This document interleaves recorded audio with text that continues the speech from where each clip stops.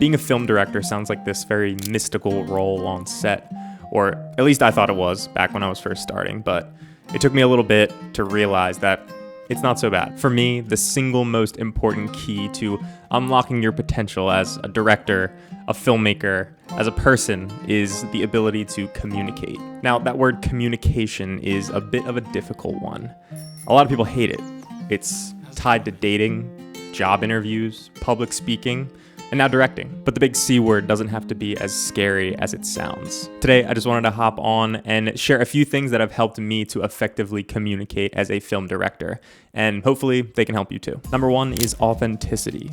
One of the biggest things that I've come to realize as I've gotten more comfortable with assuming that leadership role on set is that you don't need to be anyone other than yourself. It's super easy to put on this front, especially when you're working with new people. 90% of the time, you're gonna get a gig, not just because of the work that you do, but because of the person that you are. So show up to set as you. Also, as a crew member, it's kind of easy to figure out when someone's not being themselves or just being fake, so show up as you. That brings me to my next point, which is, as a director, you need to show up prepared. I just said that it was easy to figure out when someone isn't being themselves. In the same vein, it's just as easy to figure out when a director isn't prepared for a shoot. I feel like as people, we all have this internal BS detector. I've talked about the importance of pre-production plenty of times before, and when it comes to communicating, you as the director have to be ready for your shoot and know it better than anyone else on set. Of course, you don't need to know everything. Half the fun is coming up with these spontaneous shots and moments on the fly as they happen. But like I said, everyone has that BS detector, and unless you're prepared, unless you have a plan going into things, nobody's gonna listen to you. You don't wanna be the director that doesn't know what the first shot is going to a shoot. That just means putting the time in during pre-production, so when it comes to the day of production, you're ready to go.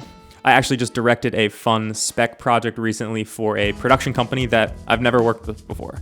It was a brand new team for me, and I was admittedly pretty nervous about the gig.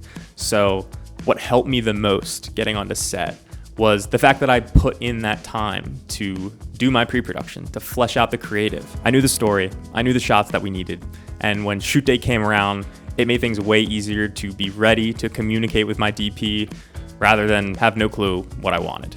This brings me to number 3, which is confidence. And by confidence, I simply mean standing by your decisions. Early on in my first few projects as a director, one of my biggest insecurities was that I thought that everyone I worked with was way better than me. No matter if it was a spec or a paid gig, I just didn't have a ton of confidence in my abilities. I was pretty hesitant on a lot of decisions that I made starting out, and I was often looking to my DP or my producer for validation on almost every decision that I had to make. For a while, I thought doing that was creating a collaborative space for everyone around me, but realistically, it just made me look like I had no idea what I was doing. And maybe I didn't half the time. Like I said, I was super early on in my directing career, and I was still figuring out what it even meant to be a director. I feel like I still get caught up in a lack of confidence from time to time, which I think is completely normal. But doing so definitely inhibits my ability to communicate. So I tell you all this just to say, stand by your decisions. If it ends up being the wrong one, you learn from it. But as soon as I started becoming more decisive and more confident in my decisions, I was actually able to create that collaborative space around me and not just a free-for-all shit show where no one knows what's going on. Building right off that last point, this brings me to number 4, which is collaboration. Okay, also, I just want to be very clear here. There is definitely a distinction between being confident and being cocky. Your job as a director is to collaborate. That's why you bring people on set to help you create whatever it is you have up here. Trusting your crew, trusting those people to take your idea and execute it in the way that they see fit is how you build relationships rooted in respect. Side note, for me, it's also really important to know everyone's name on set. I've mentioned it before, but it's such a little thing that goes such a long way. Again, building respect, collaborating, and building relationships with your crew is what you're trying to do to communicate as a director. And last but certainly not least, we have number 5, empathy.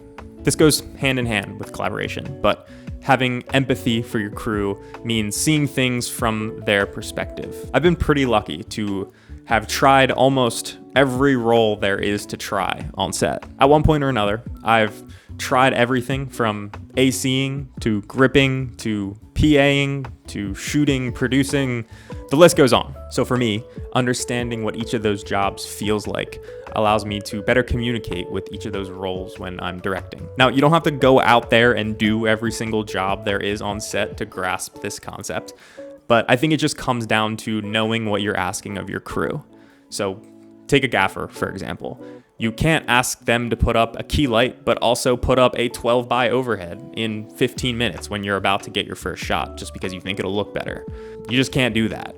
You know, there are questions and things you can ask of your crew that are realistic and that aren't realistic. So putting yourself into the shoes of your crew members allows you to ask better questions. It allows you to communicate and collaborate a bit more effectively if you know what's an okay ask and what is an outrageous ask.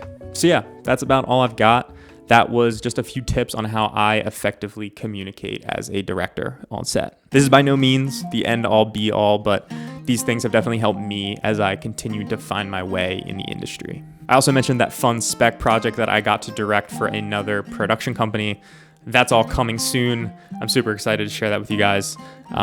We got to play around with a bunch of crazy elements, stuff that I've never done on shoots before. We got some awesome BTS. The project is insane looking, and we have one more day of production. So can't wait to share that with everybody. But until then, that's about all I got for today. If you made it this far, thanks for watching. And as always, I'll see you next time. Peace.